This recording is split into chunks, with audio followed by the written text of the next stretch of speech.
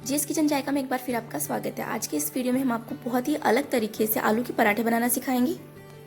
पराठे बनाने के लिए हमने ये एक बड़ी कटोरी हमने गेहूं का आटा लिया है, तो इसमें हम आधा चम्मच नमक डाल देते हैं, अच्छी तरह से मिक्स कर देते हैं और इसमें हम थोड़ा थोड़ा पानी डालते हुए इसका बिल्कुल सॉफ्ट डो लगाकर हम तैयार करेंगे।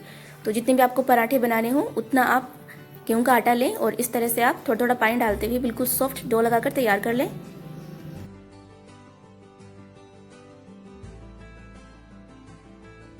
ये हमने सॉफ्ट डो लगाकर तैयार कर लिया है। अब हम इसके ऊपर ढक्कन लगाकर इसे 10 से 15 मिनट के लिए रेस्ट करने के लिए रख देते हैं। तो जब तक हमारा डो रेस्ट कर रहा है हम मसाला तैयार कर लेते हैं। तो ये हमने 5 मीडियम साइज आलू को हमने उबाल लिया है और हमने एक मीडियम साइज प्याज को भी हमने बारीक कट कर लिया है। एक हरी मिर्च को हमने बीज निकाल कर इस तरह से बारीक कट कर लिया है और एक मीडियम साइज टमाटर को हमने इस तरह से बारीक कट कर लिया है और थोड़ा सा हमने हरा धनिया लिया है, इसको भी हमने बारीक कट कर लिया है। अब हम आलू का छिलका उतार कर इसे साफ कर लेते हैं। तो ये हमने छिलका उतार लिया है। अब हम इसे अच्छी तरह से मैश कर लेते हैं। तो ये हमने बिल्कुल अच्छी तरह से इसको बारीक हमने मैश कर लिया है। अब हम मसाला तैयार करेंगे। तो ये हमने गैस ऑन करके एक पैन हमने गैस के ऊपर रख दिया है। अब हम इसमें 4 से 5 चम्मच हम इसमें तेल डालेंगे और तेल को हम अच्छी तरह से गर्म होने देंगे। तेल गर्म हो गया है। अब हम इसमें डालेंगे 1 पिंच हींग, 1 इंच टुकड़ा हम इसमें डालेंगे तेज पत्ते का, आधा चम्मच हम इसमें डालेंगे जीरा, आधा चम्मच हम इसमें डालेंगे राई। सारे मसालों को हम अच्छी तरह से भून लेते हैं। राई को भी हम अच्छी तरह से चटकने देंगे। अक्सर जब हम आलू के पराठे बनाते हैं तो मसाला पराठे से बाहर निकल जाता है, तो बिल्कुल भी सही शेप में पराठा बनकर तैयार नहीं होता। अगर आप इस तरह से आलू के पराठे बनाएंगे तो बिल्कुल भी मसाला पराठे से बाहर नहीं निकलेगा और बहुत ही अच्छी और बहुत ही टेस्टी ये आलू के पराठे बनकर तैयार होंगे। सबको ये बहुत ही ज़्यादा पसंद आएंगे। तो आप ये रेसिपी घर पर एक बार ज़रूर ट्राई कीजिएगा। देखिए मसाले भुन गए हैं, राई चटक गई है। अब हमने जो हरी मिर्ची हमने कट की थी बीज निकाल कर, ये हम इसमें डाल देते हैं। इसको अच्छी तरह से मिक्स कर देते हैं। थोड़ा सा हम इसे फ्राई कर लेते हैं। गैस की फ्लेम हमने मीडियम रखी है, तो मीडियम फ्लेम पर हम इसे भून लेते हैं। अब हमने जो प्याज कट किया था ये भी हम इसमें डाल देते हैं। अच्छी तरह से मिक्स कर देते हैं और इसको भी हम थोड़ा सा फ्राई कर लेते हैं।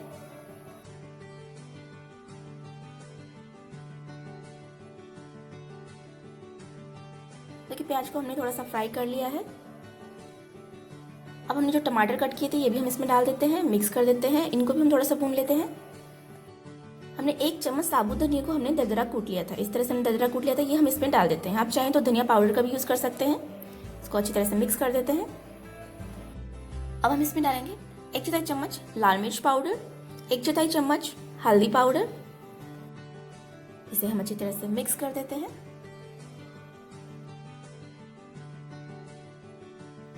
अब हम इसमें 2-3 चम्मच हम इसमें पानी डालेंगे और इसे अच्छी तरह से मिक्स करके हम मसालों को अच्छी तरह से पका लेते हैं।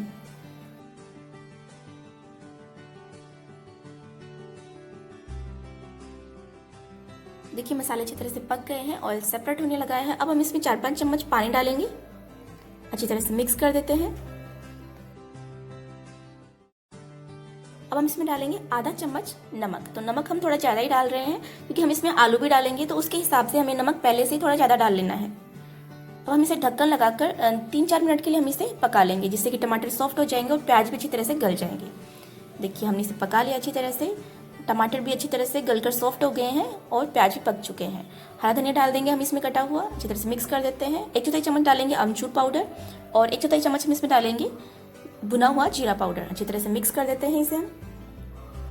देखिए मसाला तैयार हो गया है। अब मैश किए हुए आलू भी हम इसमें डाल देते हैं। आलू को आप अच्छी तरह से मैश करके डालें, बिल्कुल भी इसमें गुठलियां नहीं रहनी चाहिए आलू में, बिल्कुल अच्छी तरह से आप इसे मैश कर लें। अच्छी तरह से इसे मिक्स कर देते हैं और ये मसाला बनकर तैयार हो गया है। गैस की फ्लेम को ऑफ कर देते हैं। अब हमने जो डो लगाकर तैयार किया था इसे चेक कर लेते हैं। बिल्कुल सॉफ्ट हो गया है डो, थोड़ा सा मसल कर और इसे सॉफ्ट कर लेते हैं। ये हमने डो को सॉफ्ट कर लिया है। ये हमने थोड़ा सा सूखा आटा लिया है, आधी कटोरी, लोई को डस्टी करने के लिए। तो इस तरह से हम लोइयाँ तोड़ेंगे छोटी छोटी। तो आप जितनी पूरी बनाते हैं उतनी आप लोई तोड़ें। चपाती बनाते हैं उससे थोड़ी छोटी आपको लोई तोड़नी है। इस तरह से छोटी छोटी लोई तोड़ेंगे हम। इसे थोड़ा सा डस्टी कर लेते हैं और ये हमने चकला लिया है। तो अब हमें इस लोई को हमें इस तरह से चकले पर रखना है और हमें इसकी चपाती बेलनी है।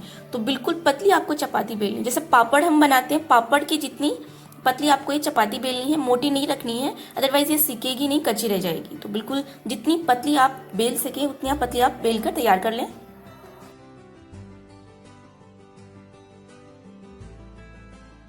तो देखिए इस तरह से हमने बिल्कुल पतली हमने चपाती बेल ली है। तो इसे हम अलग प्लेट में निकाल लेते हैं।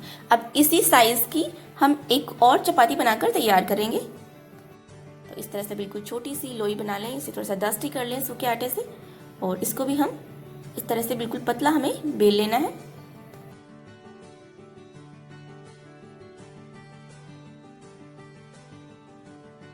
चपाती अगर इस तरह से बेलन से चिपके तो इसके ऊपर आप थोड़ा सा सूखा आटा डाल सकते हैं। तो इस तरह से थोड़ा सा सूखा आटा डालने से बहुत ही आसानी से आप इसे बेल कर तैयार कर सकते हैं। इस तरह से हमने चपाती बेल ली है और इसकी थिकनेस आप देख सकते हैं, बहुत ही पतली हमने इस तरह से चपाती बनाकर तैयार की है। अब हमने जो मसाला बनाया है, इस मसाले को हम इस तरह से इस चपाती के ऊपर फैलाएंगे।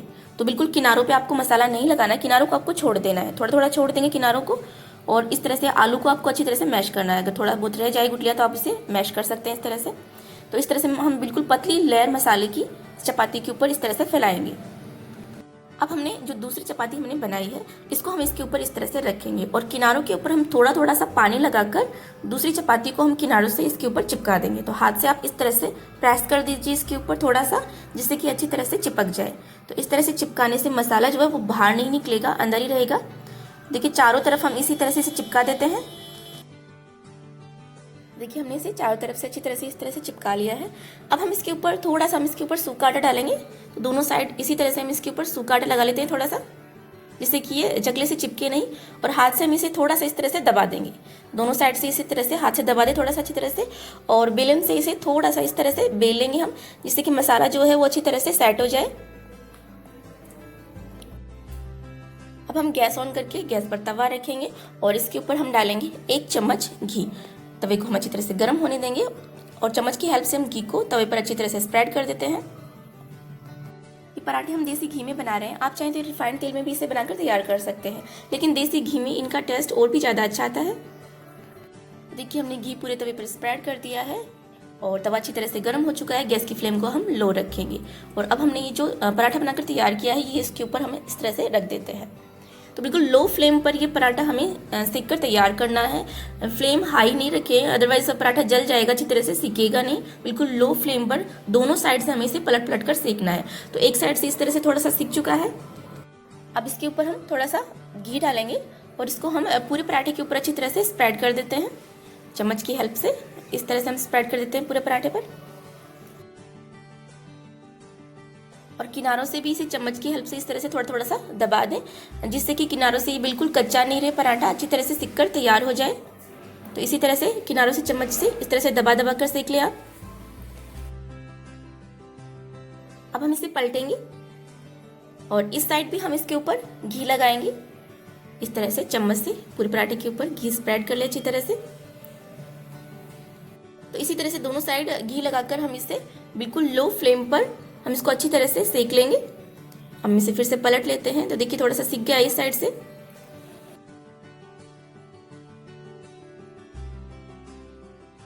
चम्मच की हेल्प से हम इस तरह से इसके ऊपर थोड़ा सा दबा दबा के हम इसे अच्छी तरह से सेक लेंगे। इसके किनारे कच्चे नहीं रहने चाहिए, पराठा बीच में से सिक जाता है लेकिन किनारे से थोड़ा सा कच्चा रह जाता है। तो चम्मच की हेल्प से आप इस तरह से दबा दबा कर इसे अच्छी तरह से सेक लें। अब हम इसे पलटेंगे तो आप देख सकते हैं इस साइड से पराठा सिक गया है, तो दूसरी साइड से भी हम इसे अच्छी तरह से सेक लेते हैं इसी तरह से। तो बिल्कुल लो फ्लेम पर आप इस पराठे को सेकेंगे तो बिल्कुल करारा पराठा बनकर तैयार होगा।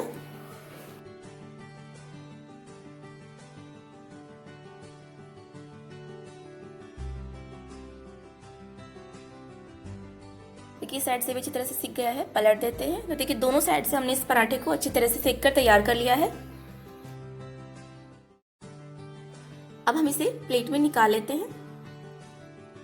आप चाहें तो इसे ऐसे ही अचार, सब्जी या चटनी के साथ सर्व कर सकते हैं, लेकिन अगर आप इसे थोड़ा सा और अच्छे से सर्व करना चाहते हैं तो इस तरह से आप इसे कट करके इसके 4 पीस बना लें। तो इस तरह से 4 पीस बनाने के बाद में आप इसे सर्व करें तो ये दिखने में भी बहुत ही अच्छा लगेगा। और इस तरह से सर्व करेंगे तो जो मसाला है पराठे के अंदर वो भी निकलेगा नहीं और ये खाने में भी बहुत ही ज़्यादा टेस्टी लगेगा। आप इसे अगर इमली की चटनी के साथ अगर आप इसे खाएंगे तो ये पराठे और भी ज़्यादा टेस्टी लगेंगे। आप जैसे चाय के साथ भी खा सकते हैं, सब्जी के साथ भी खा सकते हैं और अचार के साथ भी बहुत ही टेस्टी ये पराठे लगते हैं। तो देखिए इस तरह से आप इन्हें 4 पीस में कट कर लें एक पराठे को, और इस तरह से कट करके आप इसे परोसें तो दिखने में भी अच्छे लगेंगे और खाने में भी बहुत ही ज़्यादा टेस्टी ये पराठे लगेंगे। देखिए इस तरह से हमारे पराठे बनकर तैयार हो गए हैं। मसाला भी अच्छी तरह से सेट हो गया है। इस तरह से कट करके परोसेंगे तो मसाला भी बाहर नहीं निकलेगा। आप भी ये रेसिपी ज़रूर ट्राई कीजिएगा, सबको बहुत ही ज़्यादा पसंद आएगी। और अगर आपको हमारा आज का ये वीडियो अच्छा लगा हो तो इसे लाइक और शेयर ज़रूर कीजिएगा, और इसी तरह के और नए वीडियो देखने के लिए हमारे चैनल जीएस किचन जायका को भी सब्सक्राइब भी कर लीजिए। वीडियो देखने के लिए धन्यवाद।